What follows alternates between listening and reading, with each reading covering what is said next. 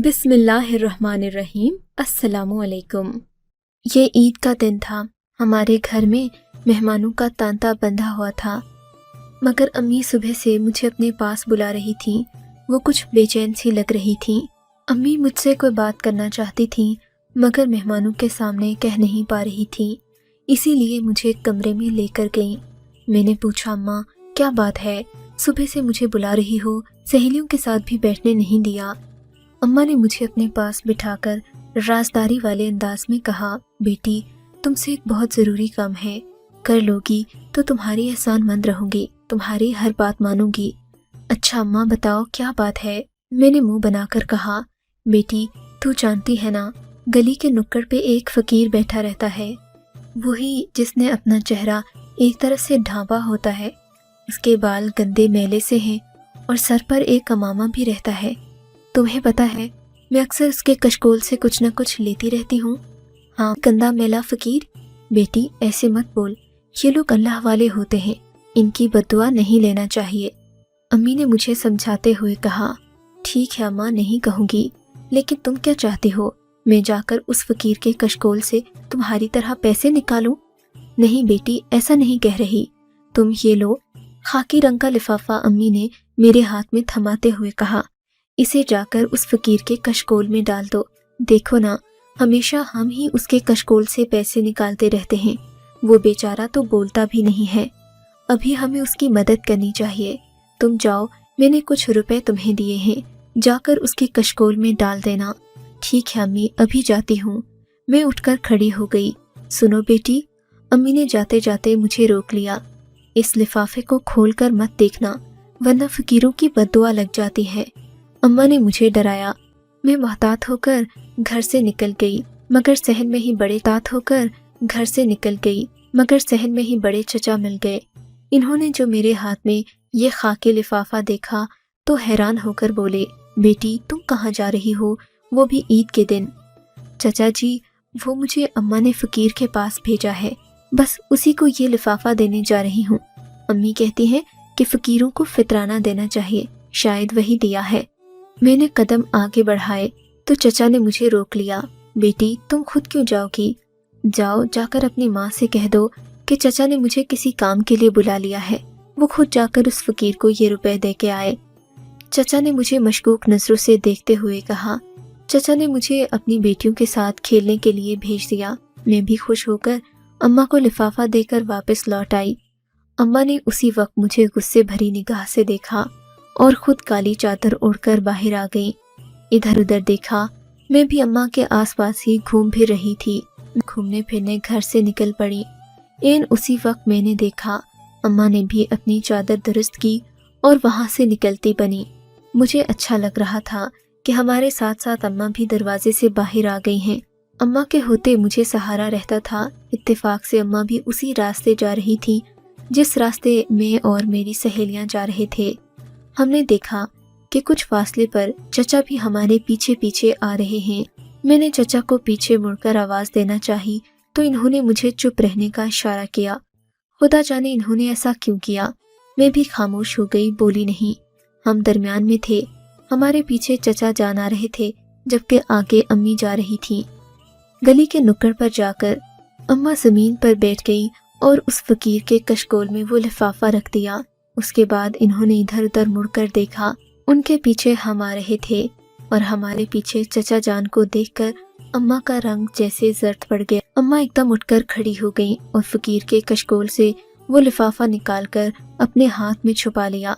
चचा आगे बढ़े और अम्मी को गुस्से भरी निगाहों से देखा, फिर उस फ़कीर की तरफ देखा जिसने अपना सर झुकाया हुआ था और वो किसी और ही दुनिया का बासी लग रहा था।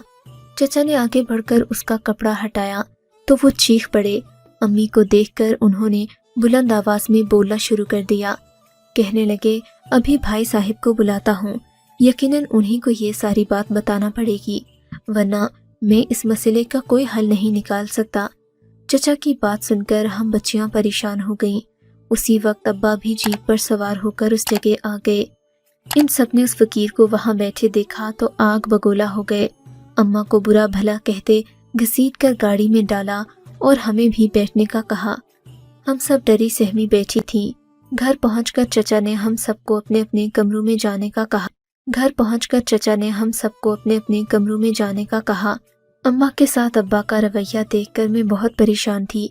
समझ नहीं आ रहा था कि मैं क्या करूं, जबकि अब्बा शदीद गुस्से में लग रहे थे। हम लोग अपने अपने कमरे में बैठे हुए थे। बाहर से शोर की आवाजें आने लगीं। अब्बा और चचा को बड़ी मुश्किल से दादा अब्बू ने चुप करवाया। अम्मी चची के सीने से लगकर रो रही थीं, जबकि अब्बा बुरा भला कहते घर से निकल गए। घर में तनाव की एक कैफियत कायम थी। समझ नहीं आ रहा था कि हमारे हंसते बसते घर को हो क्या गया है। ईद वाले दिन ये बदमज़गी हो गई थी। हमारी सारी ईद की खुशियां खाक में मिल गईं। ईद इसी तरह गुजर गई। हम सब में से किसी ने भी ईद की खुशियों का लुत्फ नहीं उठाया। 1 महीने का अरसा गुजर गया। अम्मा और अब्बा में नाराजगी बरकरार थी। यहाँ तक कि अब्बा ने अम्मा को 3 लफ्ज़ बोलकर अपनी जिंदगी से ही खारिज कर दिया। वो दिन हम पर बनकर टूटा जब हमें पता चला कि हमारी माँ हमें छोड़कर इस घर से हमेशा के लिए जा रही हैं। उस वक्त हमारी हालत क्या थी, ये मैं और मुहिब ही जानते हैं। मुहिब मेरा छोटा भाई था, खुद भी कम उम्र था, बात बात पर रोना शुरू कर देता। अम्मा के जाने के बाद हम दोनों बहन भाई रातों को उठ उठ कर रोते थे। अम्मा के कमरे में जाते तो अजीब सी वहशत महसूस होती। मैं अब्बा के घर पर ही पलकर जवान हो गई। यहाँ तक कि मेरे रिश्ते आने लगे, मगर मेरा दिल माँ के बगैर उदास रहता था। हम लोगों को नाना के घर जाने की भी इजाज़त नहीं थी।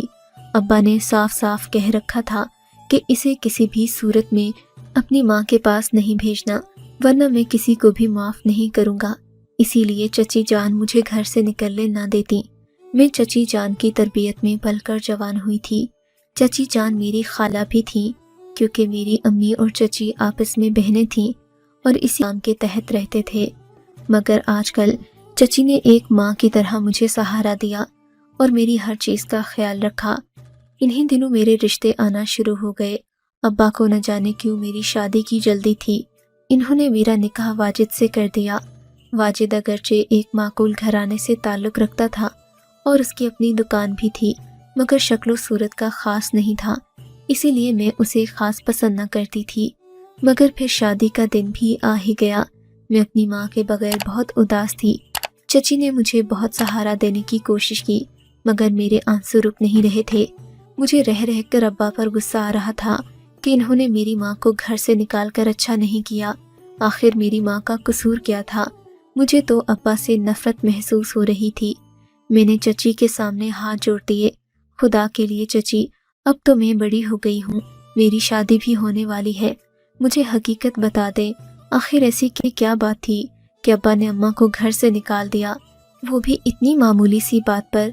मेरी बात सुनकर चची ने मेरे आंसू पोंछे और बोली, बेटी तुम फिक्र तो करती हो, मैं समझ सकती हूँ कि तुम्हारा दर्द क्या है, मगर इस सब में सारा कसूर तुम्हारे बाबा का भी नहीं है, कुछ गलती तुम्हारी माँ की भी है।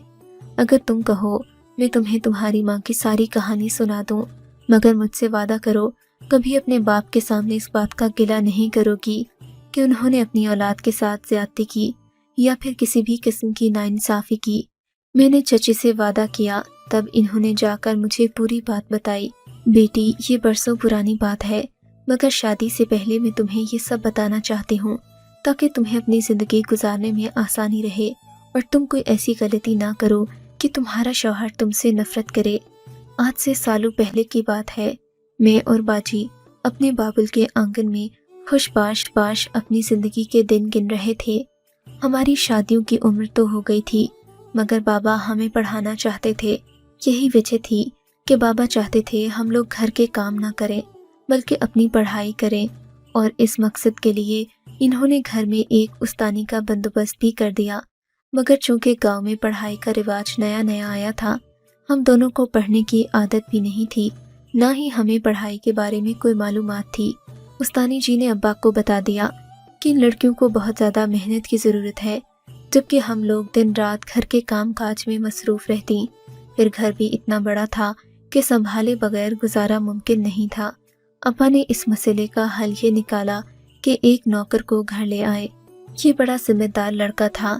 आते ही इसने हमारे घर की सारी जिम्मेदारियां संभाल ली।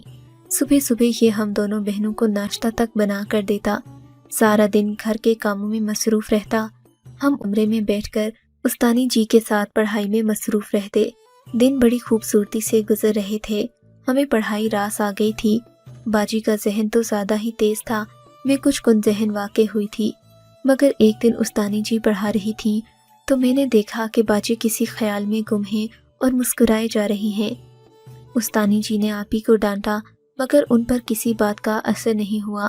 رات کو ہم لوگ سونے کے لیے لیٹے تو آپا کہنے لگیں، سبیحہ تم جا کر دوسرے کمرے میں سو جاؤ، مجھے آج پڑھائی کرنی ہے، کافی زیادہ دیر تک پڑھوں گی تو تمہاری نیند خراب ہوگی۔ آپا کی بات سن کر میں نے تابع داری کا ثبوت دیتے ہوئے دوسرے کمرے میں جا کر اپنا بوریا بستر ڈال دیا، مگر مجھے نہیں پتا تھا کہ ابیا نے مجھے اپنے کمرے سے کیوں نکالا ہے۔ اس دن ابا کہیں گئے ہوئے تھے، انہوں نے اگلے دن آنا تھا، مگر رات کے 12 بجے دروازے پر دستک ہوئی۔ میں سمجھی کہ ابیا پڑھائی میں مصروف ہوگی۔ دستک ہلکی سی تھی، میں نے جا کر دبے پاؤں دروازہ کھول دیا، دیکھا تو سامنے بابا جان کھڑے تھے۔ بابا آپ اس وقت؟ میں نے حیرت سے پوچھا۔ ہاں بیٹی، بس میں نے سفر کا ارادہ ترک کر دیا، موسم ہی کچھ ایسا تھا کہ سوچا صبح سویرے ہی چلا جاؤں گا، ہو سکتا ہے کہ رات میں بارش ہو جائے، ویسے بھی رات کا سفر کچھ مناسب نہیں لگ رہا تھا۔ ابا مجھ سے باتیں کر رہے تھے کہ ساتھ والے سرونٹ کوارٹر سے کھٹ پٹ کی آواز آئی۔ ابا یہ دیکھ کر چونک گئے کہ سرونٹ کوارٹر میں ہلکی ہلکی روشنی آ رہی تھی، حالانکہ اس وقت ہمارا نوکر الطاف گہری نیند سو جاتا تھا۔ ابا نے شک بھری نظروں سے ادھر ادھر دیکھا، جبکہ گھر میں مکمل سناٹا تھا۔ تب ابا نے بلند آواز میں الطاف کو پکارا، الطاف کیا تم سو رہے ہو؟ ابا کی آواز سن کر بھی اس نے کوئی جواب نہیں دیا۔ ابا نے جھٹ سے مجھے سارے گھر کی بتیاں روشن کرنے کا کہا۔ اس وقت بجلی زیادہ طاقتور نہیں ہوتی تھی، مگر ہم نے زیادہ سارے بلب لگا رکھے تھے۔ ایک پل میں گھر کے باہر والا حصہ روشنی میں نہا گیا، جبکہ سرونٹ کوارٹر میں ابھی تک خاموشی چھائی ہوئی تھی۔ ابا نے آگے بڑھ کر دروازہ کھٹکایا، مگر الطاف نے کوئی جواب نہیں دیا۔ الطاف جواب کیوں نہیں دے رہے؟ باہر نکلو۔ ابا نہ جانے کیوں اس پر غصہ کر رہے تھے، حالانکہ وہ ہمیشہ اپنا دروازہ بند ہی رکھتا تھا۔ جب اس نے دروازہ نہیں کھولا تو ابا نے چوکیدار کو بلوایا۔ چوکیدار نے زور لگا کر جب دروازہ کھولا تو سامنے کا منظر دیکھ کر میری تو آنکھیں پھٹی کی پھٹی رہ گئی۔ دروازے کے پاس الطاف ہی نہیں بلکہ ابیا بھی کھڑی تھی، ان کا رنگ اڑا ہوا تھا اور چہرے پر پریشانی، ندامت، شرمندگی، نہ جانے کیا کیا تھا۔ ابا ان دونوں کو ایک ساتھ دیکھ کر غصے میں پاگل ہو گئے، ان کی آنکھوں میں خون اتر آیا۔ اس سے پہلے کہ ابا ان کی جان لے لیتے، ان کا شور سن کر اماں بھی کمرے سے بھاگی آئیں۔ دیکھا تو شوہر بیٹی کو برا بھلا کہہ رہا تھا۔ اماں کی جان پر بنائی، وہ ابیا کو بچانے آئیں تو ابا نے انہیں بھی دھکا دیا اور کہا، تمہاری ہی غلط تربیت کی وجہ سے میری بیٹی اس مقام پر پہنچی ہے۔ ارے تم سے ایک بیٹی نہیں سنبھالی گئی، تم ہی نے تو کہا تھا کہ میری بیٹیاں پڑھ لکھ کر میرا نام روشن کریں گی، یہ نام روشن کریں گی میرا۔ ابا کا غضبناک لہجہ دیکھ کر میرا تو دل کٹ کر رہ گیا۔ خدایا یہ تم نے کیا کر دیا ابیا، ذرا بھی نہیں سوچا کہ ہماری پڑھائی کا کیا ہوگا۔ خدا جانے یہ چکر کب سے چل رہا تھا۔ اس دن بابا جان ابیا کو جان سے مارنا چاہتے تھے، تب انہوں نے ایک انوکھا فیصلہ کیا، ہم سب کو تیاری باندھنے کا کہا اور ابیا کو الطاف بھائی کے ساتھ اسی کمرے میں بند کر دیا۔ اٹھو تم سب لوگ اپنا اپنا سامان باندھو۔ ابا کا حکم سن کر ہم میں ہمت نہ تھی کہ ہم کوئی دوسری بات کرتے۔ ہم سب اپنا سامان لینے چلے گئے۔ سامان باندھنے کا مطلب تھا کہ ہم کسی دوسرے شہر جا رہے ہیں، مگر ابا کے ارادے خطرناک لگ رہے تھے۔ انہوں نے چوکیدار کو آواز دی اور سرونٹ کوارٹر پر تیل چھڑکنے کو کہا۔ یہ سن کر میرے تو روح کانپ گئی، جلدی سے جا کر امی کو بتایا۔ وہ روتی چلاتی باہر آ گئی، ابا کے پاؤں پکڑ لیے۔ خدا کے لیے کریم بخش، ایسا مت کرو، تمہاری ہی بدنامی ہوگی۔ خدا کے لیے اپنی بیٹی کو معاف کر دو، اگر تم نے اسے بھی مار دیا تو لوگ تمہیں ہی برا بھلا کہیں گے، بولیں گے کہ جوان بیٹی کو نہ جانے کیوں زندہ جلا ڈالا۔ یہ سن کر ابا سوچ میں پڑ گئے۔ انہوں نے دروازہ کھول کر اپیا کو کمرے سے باہر نکال دیا۔ اپیا کی حالت تو ایسی تھی جیسا کہ آگے کیا ہونے والا ہے۔ اپیا رو رہی تھی۔ ابا کے پاؤں پڑ گئی۔ ابا خدا کے لیے میری جان لے لیں، اسے جانے دیں۔ ابا کو سرونٹ کوارٹر پر تیل چھڑکتا دیکھ کر وہ بھی ان کے پاؤں پڑ گئی۔ اس کا جنون دیکھ کر انہیں اور غصہ آ گیا۔ اب ایک لفظ بھی منہ سے نکالا تو تجھے بھی اس کے ساتھ زندہ جلا دوں گا۔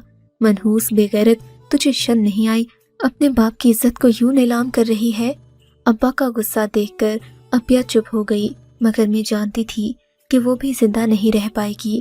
الطاف بھائی کے ساتھ اس کی محبت نہ جانے کب سے چل رہی تھی، جبکہ میں اس معاملے سے بھی بے خبر تھی۔ پتہ ہوتا تو کچھ کر لیتی، وقت پر اسے اطلاع کر دیتی۔ ابا نے ہم سب کو گاڑی میں بیٹھنے کو کہا اور سرونٹ کوارٹر پر تیل چھڑک کر آگ لگا دی گئی، اس سے پہلے کہ الطاف بھائی کی دردناک چیخیں ہم سب کو سننے کو ملتی۔ قدرت نے ہمیں ایک اور موقع دیا۔ ابا کی گاڑی خراب تھی۔ قدرت نے ہمیں ایک اور موقع دیا۔ ابا کی گاڑی خراب ہو گئی۔ ایک لمحے کے لیے ان کی توجہ ہم سب سے ہٹی تو اپیا میرے پاؤں پڑ گئی۔ خدا کے لیے جا کر وہ دروازہ کھول دو، کسی بھی بہانے جاؤ یا چوکیدار سے کہہ دو الطاف مر گیا تو میں خود کو معاف نہیں کروں گی۔ ان کی حالت دیکھ کر مجھے گاڑی سے اترنا پڑا۔ چوکیدار کی منت کی، اسے کچھ پیسے دیے۔ اس نے خدا جانے کیسے الطاف بھائی کو وہاں سے نکال دیا۔ ہمارے ہوتے ہی الطاف کو وہاں سے بھیج دیا گیا۔ تب تک ابا بھی واپس آ گئے۔ وہ بہت غصے میں تھے۔ ان کے آنے تک سرونٹ کوارٹر آدھا جل چکا تھا۔ ابا ہمیں لے کر واپس اپنے آبائی گاؤں آ گئے۔ یہاں آ کر میری شادی وسیم چچا کے چھوٹے بیٹے سے کر دی۔ اپیا کی شادی بڑے بیٹے یعنی کہ تمہارے ابا سے کر دی۔ ہماری طرف سے تو سب صحیح ہو گیا تھا۔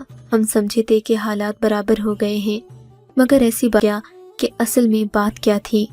اس خبر نے ہماری عزت کو صفر کر کے رکھ دیا۔ سسرال میں ہماری کوئی عزت نہیں تھی، جبکہ ابا کے مطابق یہ سب ہمارے اپنے کرموں کا صلہ تھا۔ ہم لوگوں نے بھی اپنی زندگی کو سمجھوتا کر کے قبول کر لیا۔ پھر اس بات کو 10-15 سال گزر جانے کے بعد اپنی وفاداری اور خدمت سے ہم نے اس گھر میں جگہ بنا لی۔ چچی بھی ہمیں وہ مقام دینے لگیں جو بہوؤں کو دیا جاتا ہے، مگر پھر ہماری زندگی میں وہ طوفان آیا جس کا ہم نے سوچا بھی نہیں تھا۔ اپیا کو کہیں سے معلوم ہو گیا کہ الطاف زندہ ہے۔ وہ اس سے ملنے کو جانے لگیں۔ وہ فقیر کا روپ دھارے ہمارے گھر کے قریب آ کر بیٹھنے لگا۔ اس کو بھی شاید ابھی اندازہ نہیں تھا کہ وہ کس آگ میں ہاتھ جلا رہا ہے۔ میں اپیا کو منع کرتی کہ وہ اس سب سے باز آ جائے، مگر اس نے اپنی روش سے باز نہ آنے کی جیسے ٹھان لی تھی۔ وہ روزانہ جاتی اور اسے فقیر کے روپ میں کبھی کچھ روپے دیتی تو کبھی اس کے ہاتھوں کی چٹھی لے آتی۔ یوں خط و کتابت کا سلسلہ شروع ہو گیا۔ حالانکہ اب وہ ایک جوان بیٹی کی ماں بن چکی تھی۔ میں نے اسے منع بھی کیا، مگر وہ منع نہیں ہوئی۔ اب تمہارے چچا کو یہ بات کیسے پتہ چلی یہ تو میں نہیں جانتی۔ شاید کہ ہم دونوں بہنوں کی باتوں سے انہیں علم ہوا ہوگا، یا پھر کوئی اور اشارہ پا کر انہوں نے الطاف کا سراغ لگا لیا جو کہ فقیر بنا بیٹھا تھا۔